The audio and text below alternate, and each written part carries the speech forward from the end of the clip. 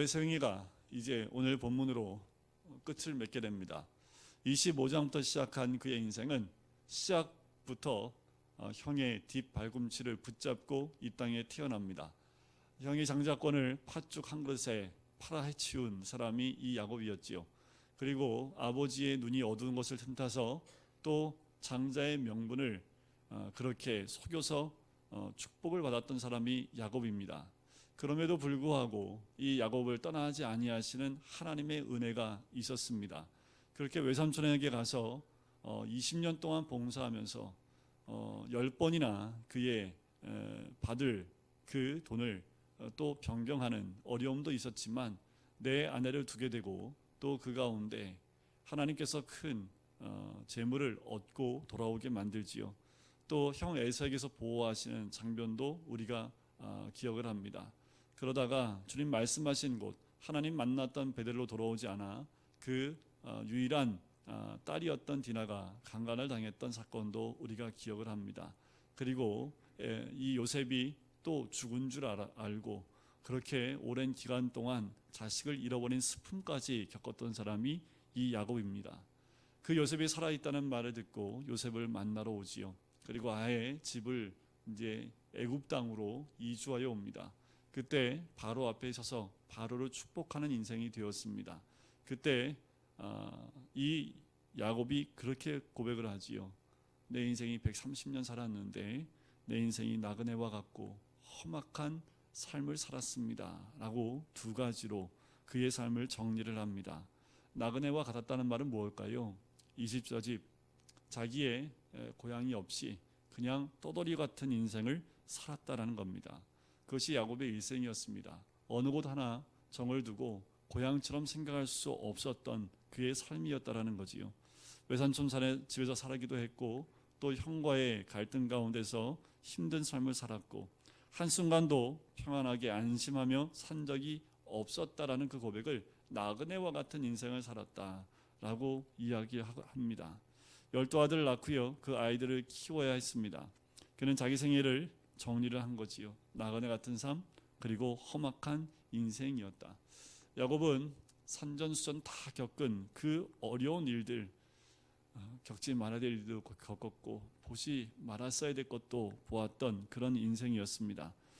그렇지만 하나님은 이런 야곱이 헛되이 세월만 보낸 것 같은 늙고 병들고 초라한 노인으로 일생을 마치게 하지 않으십니다. 그의 삶의 결정적인 순간순간마다 하나님이 간섭하시고 아무 조건 없이 사랑을 보여주시고 축복해 주시고 은혜 베풀어 주시고 꿈에도 그리던 아들 요셉을 만나게 하십니다. 그리고 하나님은 야곱을 위로하시고 또 회복시키시지요. 슬픔의 인생이었습니다. 허무한 인생이었습니다. 그런데 하나님이 그 인생을 기쁨과 축복하는 인생으로 바꾸어 버렸지요. 애굽을 내려오는 데까지가 130세였습니다. 그런데 오늘 본문에 보면 이제 후반부에 보면 147세에 야곱은 생을 마감을 합니다. 그러니까 애굽에서 몇 년을 더 산 거예요? 17년을 더 살아요. 그런데 이 마지막 17년은 정말 하나님이 부어주신 놀라운 복을 누리며 이 마지막 삶을 살게 됩니다. 이런 생각이 들어요. 젊어서 좀 고생하더라도 이제 나이 들며 야곱처럼 이 행복을 누리는 말년이 얼마나 복된 것일까라는 생각을 해보게 됩니다. 하나님의 은혜였고 섭리였고 인도하심이었고 채우심이었습니다.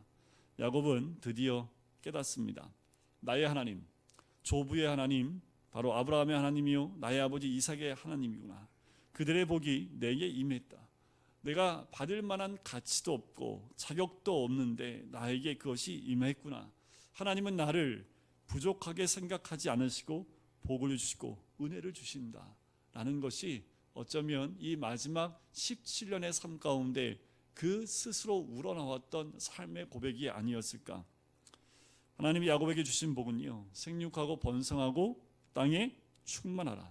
너의 자녀들이 이 땅에서 번성할 것이다 라는 복입니다. 하나님 그 약속을 잊지 않으시는 분입니다. 여러분 우리 하나님은 늘 약속해 주시는 분입니다. 그 약속을 붙잡은 자에게 하나님은 그 약속대로 늘 응답해 주시는 분인 줄 믿습니다. 그 약속은 내가 어떠한 자격을 성취하면 그러면 내가 줄게 라는 그 약속이 아니라, 아브라함에게 주셨던 약속도 아브라함이 그 약속을 받을 만한 사람이었기 때문에 준 것이 아니라, 하나님이 주기로 작정하시고 주겠다 약속하셨기 때문에 아브라함과 이삭과 야곱이 어떠한 위치와 어떠한 잘못이 있다 하더라도 그 약속은 변개하지 않으셨다라는 거지요. 여러분들, 그래서 우리가 3만 가지가 넘는 하나님의 약속을 붙잡는 것이 얼마나 중요한지 모르겠습니다.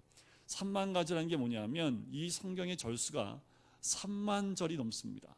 그래서 우리 목사님들이 3만 개가 넘는 그 하나님의 언약을 붙들며 매일매일 살아야 된다라는 그 이야기를 하셨던 것은 바로 이 한 절 한 절이 우리에게 주신 하나님의 언약이기 때문에 그렇습니다. 하나님은 그 말씀을 붙들기 원하시는 거지요. 자, 드디어 야곱은 죽은 줄 알았던 요셉이 살고 있는 애굽으로 갑니다. 모든 거 다 정리해요. 왜 그랬을까요? 전 세계에 가뭄이 임했는데 그 가뭄이 7년 동안 지속됩니다. 2년 지나고 난 다음에 이제 앞으로 5년이 남았는데 2년 후에 이 요셉을 만나러 애굽 땅으로 오지요. 하나님은 야곱 가족에게 고센 땅을 줍니다. 이 고센 땅은 굉장히 풍요한 땅입니다. 풍요로운 땅입니다. 그들이 먹고 살게 해주시고 넉넉하게 살 수 있는 그 땅이 이 고센 땅이에요. 뭘 잘해서요? 하나님의 계획하심이 있는 거지요. 출애굽기에 보면 그 땅에서 이제는 가족이 아니라 민족을 이루는 큰 족속으로 커지게 하는 하나님의 인도하심과 부족함을 채우시는 하나님의 은혜가 있는 줄 믿습니다. 참으로 하나님의 큰 은혜를 경험하게 되는 거지요. 여러분들, 우리가 나에게 많고 적음이 없습니다. 하나님의 언약에는 붙든 자에게 주시는 하나님의 복이 있습니다. 여러분들, 그 약속을 붙드셔야 돼요. 우리가 말씀을 매일 읽어야 되고 4장씩 읽자라고 말씀드린 것은 하루에 4장 읽으며 한 절이라도 붙들기 시작을 하면 하루에 한 절씩 365일 동안 한 절씩만 붙들면 365개의 그 언약을 붙들고 살게 되는 겁니다. 그 언약을 잃어버리지 않으면, 아니요, 그냥 여러분들 뽑은 말씀 있지요. 올해 뽑은 말씀만이라도 암송하시고 그 말씀을 부여잡으시면 됩니다. 그것을 의지하고 그 약속대로 하나님께서 이루어주실 것을 믿고 나가면 내가 어떠한 자격을 이루는 것이 아니라 하나님의 언약이기 때문에 우리를 인도해 주신다라는 겁니다. 또 3월달에 있을 우리 암송대회 8장에 나와 있는 그 놀라운 큰 은혜의 말씀들을 우리가 암송한 만큼 은혜가 있는 줄 믿습니다. 아멘 안 하실 줄 알았어요. 제가 한 절 하면 한 절 외운 만큼 은혜가 있고 30절 암송하면 30절만큼의 은혜가 있습니다. 왜 목사들이 그렇게 외우라고 암송하라고 그렇게 하겠습니까? 왜요? 잊지 말고 그 언약의 말씀 붙들라고요.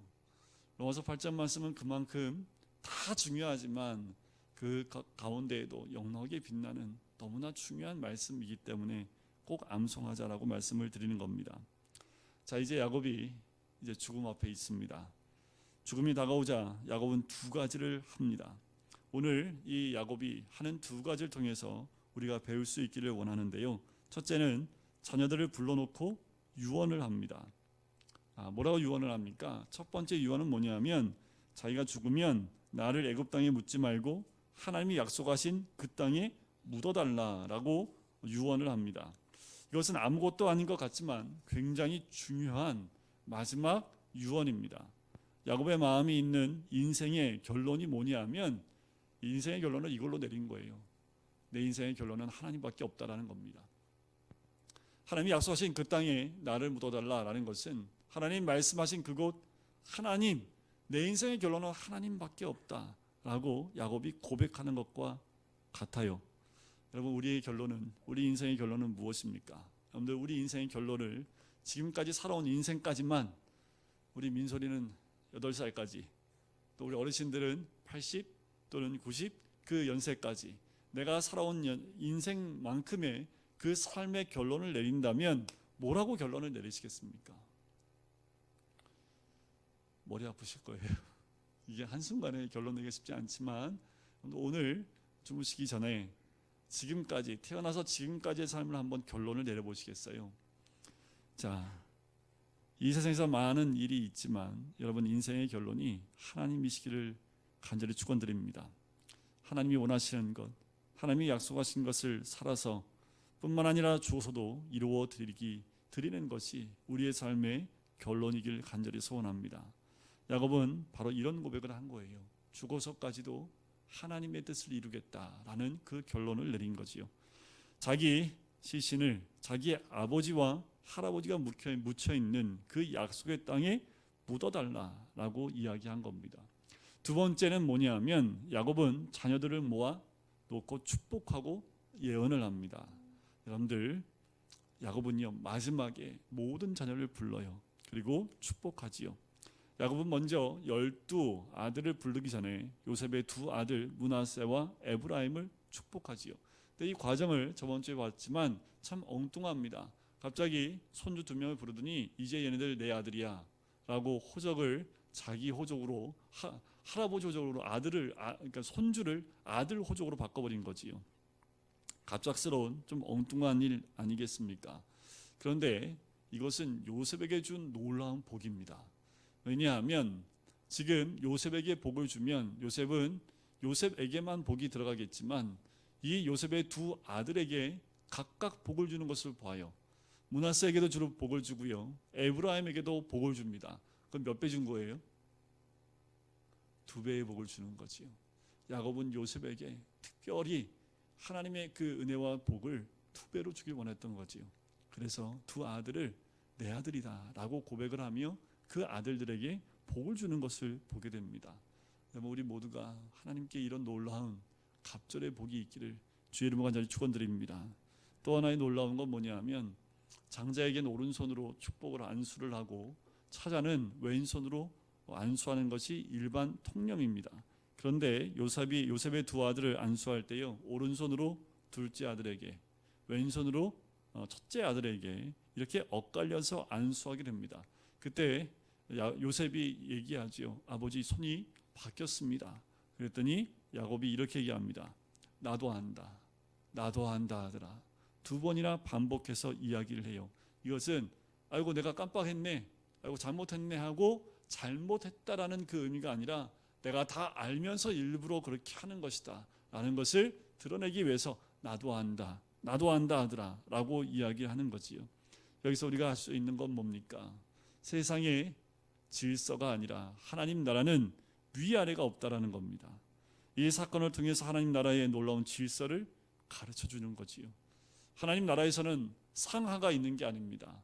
위와 아래가 있는 것이 아니라 다 같은 형제와 자매로 연결되어져 있음을 이 두 형제를 축복하는 것을 통해서 알려주고 있는 거지요. 그런 후에 야곱은 아들들을 불러 모읍니다. 그리고 너희에게 축복하고 예언해 주겠다 하면서 1절 2절 너희는 모여 들으라 야곱의 아들들아 너희 아버지 이스라엘에게 들을지어다 하면서 1, 2절에 이야기를 합니다. 자, 여기서 우리는 또 한 가지 개념을 발견하게 되는데 복은 전승된다라는 겁니다. 아브라함을 통해서 이삭이 전승된 것을 말씀을 드렸지요. 이삭을 통해서 또 그 아들 야곱에게 전승되어지는 것을 제가 말씀을 드렸습니다. 이제 야곱을 통해서 12아들들에게 전승이 돼요. 뭐가요? 믿음이 전승됩니다. 자기 혼자 믿는 것이 아닙니다. 저주는 3,4대지만 축복은 1,000대까지 수천대까지 이른다고 했지요. 믿음은 전승됩니다. 할아버지의 믿음이 아버지에게, 아버지의 믿음이 아들에게 전승된다라는 거지요. 우리는 아브라함의 믿음이 이삭에게, 이삭의 믿음이 야곱에게, 야곱의 그 믿음이 12아들들에게 전승되는 것을 오늘 이 49장에서 볼 수 있습니다. 여기서 야곱의 믿음이 12아들에게 가는 통로를 우리가 보게 되는데요. 근데 요즘 시대도 아닌 것 같아요. 소크라테스도 그런 말을 했대잖아요. 요즘 젊은 것들이 문제가 많다고. 그때도 그 말이 있었다고 합니다. 그런데 지금 세대 간의 단절이 더 큰 문제가 되고 있지요. 세대 간의 큰 단절 문제가 원인이 뭘까? 부모와 자녀 간에 단절되는 문제가 두 가지를 이야기를 합니다. 왜 단절이 되냐면 하나는 세대 차이입니다. 아버지가 자녀들을 이해하지 못한다라는 거예요. 도통 이해가 안 가요. 저도 요새 애들 하는 거 보면 도통 이해가 안 가요. 제가 중학교 때 우리 아버지가 그랬을까? 라고 생각해 보면 답은 모르겠습니다. 안 그랬던 것 같은데. 근데 요즘 세대는 세대 차이가 참 커요. 요즘 아이들이 하는 말을 도대체 옆에서 들으면 무슨 말인지 이해가 안 갑니다. 요즘 아이들이 듣는 음악 무슨 말인지를 귀담아 들어도 이게 뭐라고 말하는지 너무 빨라가지고 제가 못 따라가겠어요. 이게 한국말인지 가끔 영어도 섞여 있는 것 같은데 이해하기도 어렵고 또 문장이 아니라 단어들만 자꾸 던져버리니까 단어만 듣고는 이게 무슨 말인지 이해가 안 가는데 얘들은 다 이해를 하더라고요. 그냥 단어만 던져요, 단어만. 근데 얘들은 그것이 문장으로 들리나 봐요. 다 이해가 간대요. 제가 한 영상에서 이런 걸 봤어요. 막 뭐가 나오는데 갑자기 동그라미하고 지읒이 딱 나오는 거예요. 뭐지 갑자기 왜 이렇게 그게 뭐 프로그램이었는데 이응하고 지읒이 나오지. 도대체 갑자기 화면에 이응 지읒이 왜 나오지? 그래서 끝난 다음에 애들한테 물어봤더니 그게 인정이라는 뜻입니다. 인정. 그거를 요새는요 화면에다 그냥 동그라미 지읒만 딱 올려요. 나 같은 사람 어떡하라. 근데 우리 같은 사람은 어떻게 하라고? 그냥 초성 게임 옛날에 저희가 그 중고등학교 학생 때도 초성 게임 했었습니다. 초성 게임 이렇게 첫 글자 이응 지읒 하면 그거 가지고 뭐 과일 이름 하면 초성 딱 적어놓고 이제 과일 이름 맞추기 뭐 이런 거 했었고 뭐 10명이 쭉 서가지고 각자 한 글씩 동시에 얘기해서 그걸 듣고 맞추기 뭐 이런 게임들을 했었는데 요새 이 초성 게임이 아니라요. 애들 SNS에서 이게 죽어왔다 보니까 말을 짧게 보내더라고요. 여러분들 이응 기억 리을 이응 뭔지 아세요? 이거 모르면 아웃사이더라고 아싸랍니다. 아싸. 네. 이응 기억 리을 미음 이응 기억 리을 이응 이거 레알이라는 뜻입니다. 이거 레알. 그래서요 이게 모티브가 돼서요 CU에서 디저트 제품을 만들었는데 그 제품 이름이 뭐냐면 이응 기억 리을 이응 비읍 기억이랍니다. 맞춰봐. 다시 뭐라고? 이거 레알. 예 맞아요. 얘는 알잖아요. 그래서 아니 제품 이름이요 이응 기억 리을 이응 비읍 기억이에요. 얘기한 대로 이거 레알 반박 불가. 이거 우리가 어떻게 하냐고 이 제품을. 그런 제품 살 때 이응 기억 리을 이응 비읍 기억 주세요 이렇게 뭐 그냥 애들은 이렇게 얘기한대. 이거 레알 반박 불가 주세요 이렇게 얘기한대요. 시대가 이렇게 바뀌었더라고요. 그러니까 이 세대를 우리가 이해할 수 있을까요? 그 사전이 하나 나왔어요. 초성으로만 나와 있는 사전들이 지금 만들어지고 있습니다. 그러니까 이게 이해가 안 가니까 아이들이 주로 많이 하는 초성 그 단어들만 모아서 사전을 만들 정도로. 그런데 이제 앞으로 100년 후에는요 말 안 하고요 이응 지읒 이렇게 말할지도 몰라요. 세대가 이렇게 바뀔지도 모릅니다. 근데 이 세대 차이가 있지요. 또 하나가 있다면 문화적 서로 다른 차이가 있는 겁니다. 어떻게 이 아이들의 문화를 제가 이해할 수 있겠습니까? 아마 지금 중고등부 아이들이 이제 우리 민소리가 이제 커서 중고등부 되면 얘도 이해 못할 겁니다. 또 우리가 느끼는 그 세대 차이와 문화 차이는 얘네들 때 가면 3-4살 차이에도 아마 그것이 심하게 나타날 거예요. 그런데요 특히 하나님 없는 가정에서 세대 간 간격은 더 넓어 보입니다. 그런데 그거 아세요? 세대와 문화 간 거리가 없는 민족이 있어요. 시대가 이렇게 바뀌는데도요 세대 간 문화 간 거리가 전혀 느껴지지 않는 민족이 하나 있습니다. 전 세계에서 유일합니다. 유대인들입니다. 왜 그런지 아세요? 지금은 이스라엘 민족의 나라가 있지만 오래 몇천 년 동안 나라를 잃은 전 세계에 흩어져 있던 이 유대인들은요 자녀가 나면 몇 세까지는 모세오경을 통째로 암송시켰습니다. 그러니까 취약 전에 모세오경을 암송하지 않으면 안 돼요. 남자애들은 율법의 아들이라고 해서요 율법을 통째로 외우게 했고 율법을 무조건 지키게 했고 절기가 되면 모든 가족들이 그 절기를 목숨처럼 지키게 했습니다. 그러니까 세대가 달라도 뭐로 하나로 통합될 수 있어요? 하나님. 신앙으로 이 세대가 하나의 공통 분모를 갖고 있기 때문에 격차가 벌어져도 그 민족성과 그리고 그들이 가지고 있는 독특한 문화와 이런 것들이 사라지지 않았다라는 겁니다. 우리의 문제는요, 아버지 세대가 다르고 아들 세대가 다르고 손자 세대가 다르다는 거지요. 공통점이 없습니다. 가정의 공통 분모가 하나님이어야 합니다. 가정의 공통 분모가 말씀이어야 합니다. 내가 읽고 느꼈던 그 말씀, 동일한 말씀을 내 아들이 읽고 그가 느꼈던 말씀을 내가 듣고 내가 느낀 그 말씀을 서로 나눌 수 있다면 말씀으로 서로 소통할 수 있게 되지 않겠습니까? 중요합니다. 바로 이것이 우리가 배워야 할 메시지이지요. 자녀들에게 이 믿음을 전해주길 간절히 소원합니다. 부모 말을 잘 들을 때는 부지런히 간섭하다가 부모 말을 안 듣고 자기 뜻대로 살기 시작하면 우리는 더 이상 간섭하지 않아요. 그래서 우리가 보통 뭐라 하냐면 머리 크면 이제 말도 안 듣는다고 해서 관여하지 않지만 여러분들 이거 꼭 아셔야 됩니다. 60세가 된 자녀라도요, 믿음으로 말씀으로 간섭해야 합니다. 믿음이 전수되기 위해서는 나이의 많고 적음이 문제가 아니라 믿음 위에 설 수 있도록 말씀 위에 설 수 있도록 간섭을 하고 공통 분모가 사라지지 않도록 말씀으로 훈련시키는 것은 우리가 해야 될 가장 중요한 선택이고 또 잊지 말고 놓지 말아야 될 교육이라고 저는 생각을 합니다. 여러분들 우리 사회가 유지되는 데 가장 중요한 덕목과 그 중심 역할을 했던 게 뭔지 아세요? 유교였습니다. 장유서가 있었고 예의가 있었고, 그런데 어느 시대부터 이 유교가 점점 사라지기 시작하면서부터 이제 세대 간의 그 격차는 더 이상 이 유교로 통합이 될 수 없게 되어져 버렸지요. 가정을 지킬 수 있는 뿌리가 없어졌습니다. 그러나 정신적 지주는 유교가 아니라 우리 하나님이어야 합니다. 가정의 뿌리는 하나님입니다. 하나님을 신뢰하는 가정, 믿음을 전승하는 가정, 믿음을 강조하는 유언을 하는 가정이 되어야 될 줄 믿습니다. 소유가 많으면 갈등 많습니다. 자녀들에게 소유를, 물질을 많이 남겨주면 줄수록 갈등과 다툼은 더 커지게 되어져 있습니다. 하나님을 믿는 우리가 자녀에게 줄 유산은 딱 한 가지입니다. 믿음입니다. 그리고 말씀이지요. 뭘까요? 넌 죽는 한이 있어도 예배는 빠지지 말아라. 이거 하나는 교육을 철저히 시켜야 합니다. 내 목에 칼이 들어와도 주님께 예배드리는 그 예배는 절대로 빠지면 안 된다. 내 소득의 11조를 주님께 꼭 드려라. 내 모든 소유는 주님 것이기 때문이다.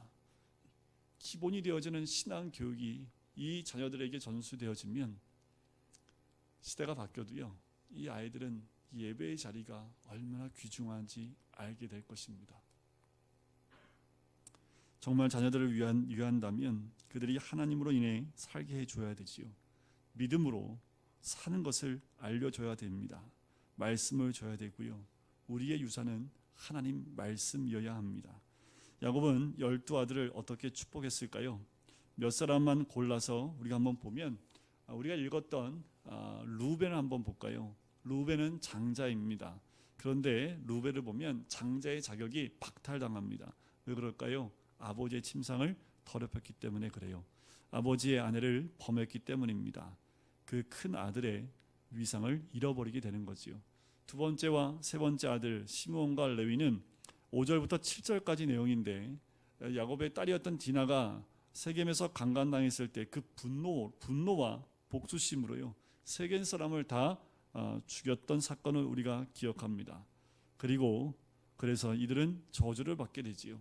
이 두 지파는 이 예언대로 그렇게 똑같이 됩니다. 여기서 우리는 심는 대로 거둔다는 법칙을 갈라디아서 6장 말씀에 나와 있는 그 말씀이 이루어지는 것을 보게 돼요. 자, 또한 기억해야 될 한 사람이 있는데 그는 유다입니다. 이 유다는 메시아가 탄생한 지파이지요. 8절부터 12절까지 이 절수 안에 유다 지파에 대한 축복이 들어가 있는데, 잊지 말아야 될 것은 그에게 메시아가 태어난다라는 겁니다. 장자가 받을 복을 이가 받게 되는데요, 장자가 받을 복을 누가 받냐 하면 이 유다 지파와 요셉 지파가 받게 됩니다. 유다는 부족하여 실수가 굉장히 많았던 사람이지요. 38장에 보면 그 며느리를 통해서 대를 잇는 모습도 우리는 기억을 합니다. 하지만 지도력이 있었고요, 강한 지파로 자라나게 됩니다. 그래서 왕정 시대에 가면 유다 지파와 나머지 지파로 분리가 되는 것도 우리는 확인할 수 있어요. 그리고 그 홀이 유다를 떠나지 아니하리라라는 예언을 하지요. 메시아를 잉태하는 지파로 기름 부음 받는 겁니다. 이렇게 유다 지파는 이런 예언과 축복을 받게 되지요. 자, 그리고 우리 22절부터 나오는 요셉은 어떤 복이 있는지 한번 볼까요? 우리 22절부터 26절까지 말씀인데요. 요셉이 받은 그 복은 그냥 읽어봐도 좋아요. 굉장히 좋은 축복을 받았기 때문에 우리 한번 같이 읽어볼까요? 22절부터 26절까지 말씀입니다. 같이 한번 읽어보겠습니다. 요셉은 무성한 가지 곧 샘 곁에 무성한 가지라. 그 가지가 담을 넘었도다. 활 쏘는 자가 그를 학대하며 적개심을 가지고 그를 쏘았으나 활은 도리어 굳세며 그의 팔은 힘이 있으니 이는 야곱의 전능자 이스라엘의 반석인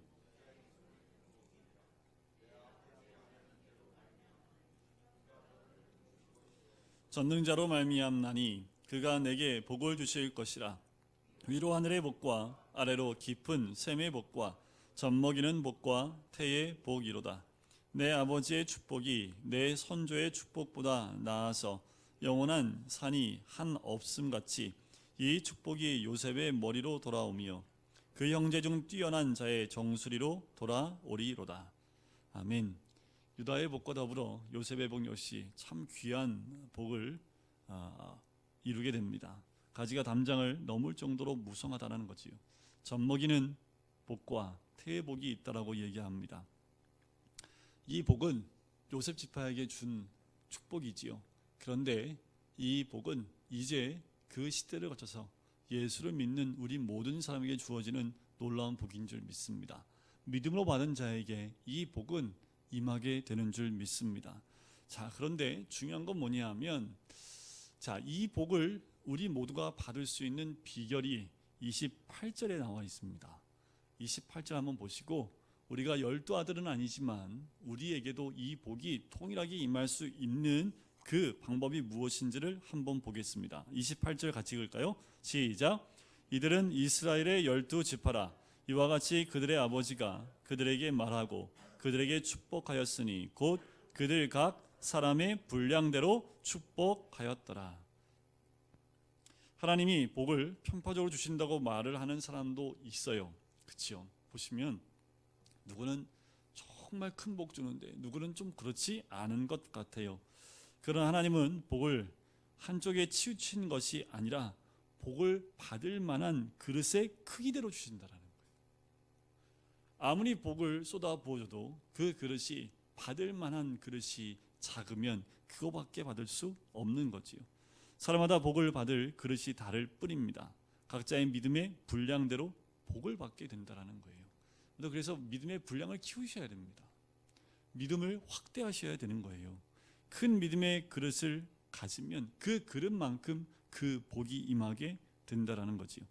하나님 주시는 은총을 하나도 잃어버리지 않고 누리는 복이 있기를, 그러려면 우리가 믿음의 그 지경을 넓힐 뿐만 아니라 믿음의 그릇을 점점 넓히는 것에 우리가 중심을 둬야 되는 거지요. 오늘 말씀을 가까이 하라는 이유가 말씀을 가까이 할 때마다 하나님과 더 가까워지고 하나님과 더 가까워질 때마다 우리의 믿음은 더 커지고 깊어지게 될 줄 믿습니다. 심은 대로 거둡니다. 믿음의 분량대로 복을 받습니다. 드디어 야곱은 운명을 하지요. 33절 한번 보실까요? 마지막 절입니다. 같이 읽겠습니다. 시작. 야곱이 아들에게 명하기를 마치고 그 발을 침상에 모으고 숨을 거두니 그의 백성에게로 돌아갔더라. 하지만 야곱은 죽은 것이 아니지요. 그리스도인에게 삶과 죽음은 같은 거예요. 여러분들, 죄 때문에 모든 인간은 태어나면서부터 죽음을 품고 태어납니다. 단 한 명도 죽음을 품지 않고 이 땅에 태어난 사람은 단 한 명도 없어요. 하지만 죽음은 끝이 아니라 죽음은 영원이라는 것으로 들어갈 수 있는 관문 역할을 하는 것뿐이지 죽음이 우리의 삶의 끝이 아니라는 겁니다. 그래서 우리에게는 언제나 삶과 죽음이 같이 있습니다. 어느 누구도 이 삶과 죽음 두 가지 중에 한 가지를 내어 던질 수 없어요. 예수를 믿는 자에겐 그 죽음은 영원한 삶으로 연결되어진다라는 거지요. 죽음을 두려워할 필요 없습니다. 죽음이 나 앞에 왔을 때 주님과 영원한 삶을 이 시간부터 시작하는 것이기 때문에 그것을 두려워하는 것보다 우리 주님 안에서 살아가는 것이 얼마나 큰 기쁨이고 소망인지를 우리가 가슴에 품고 살아가야 된다는 거지요. 오히려 지금 이 생명 있는 지금이 우리가 죽은 것 같은 삶을 살아야 된다는 거지요. 마치 이제는 내가 사는 것이 아니라 내 안에 계신 그리스도께서 사신 것이라. 사나 죽으나 우리는 주의 것이로다 라고 고백하는 것처럼 오히려 이 땅 가운데서 나는 죽고 예수로 사는 삶이 무엇인지를 순종해 살아가는 것, 그것이 예수 믿는 사람의 믿음의 삶인 줄 믿습니다. 우리 모두가 이 야곱이 마지막으로 유언을 남기며 그 막벨라 굴에 묻어달라라고 고백했던 것처럼 우리는 야곱이 죽었지만 그의 삶을 통하여 영원한 삶을 사는 것으로 선택하고 그 말씀을 선택했던 것처럼 우리에게 남는 것도 영원한 말씀인 줄 믿습니다. 우리의 삶 가운데 남을 것, 그 믿음, 예수 그리스도가 영원한 분인 것처럼 우리도 그 믿음 가운데, 말씀 가운데 선택하고, 여러분들 썩어질 것을 선택할 것이 아니라 영원한 것을 선택하시길 간절히 소원합니다. 썩어 없어질 것은 이 땅에서 없어집니다. 하지만 영원한 것은 영원히 남는 거지요. 우리가 투자해야 될 것은 영혼에 우리의 시간과 우리의 많은 것을 투자했을 때 심는 대로 또 믿은 그릇대로 우리에게 주시는 놀라운 복도 함께 누리게 될 줄 믿습니다. 우리 자녀들에게 그 복이 나누어지기를 주의 이름으로 간절히 축원드립니다.